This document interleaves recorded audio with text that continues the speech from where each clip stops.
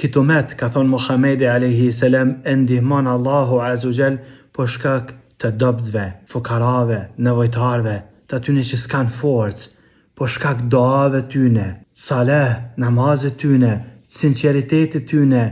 duaja tyne është ndihmë për neve, e na e shkelëm, na ku të shohëm dobt e shkelëm, me dy kam ta shkelëm. E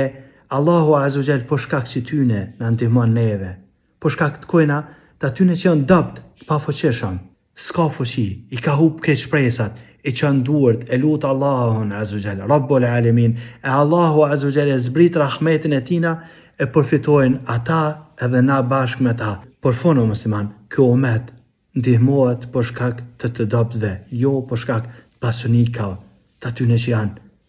jo nevojtarve, smutve, të atyne që kanë probleme, doat e tyne, sinceriteti tyne në doa, falën, e Allahu e zbret rrezikën, e zbret mirësinë e tina, e zbret rahmetin e tina për shkak doave tyne. Allahu azza wa jall na ndihmoft gjithmonë.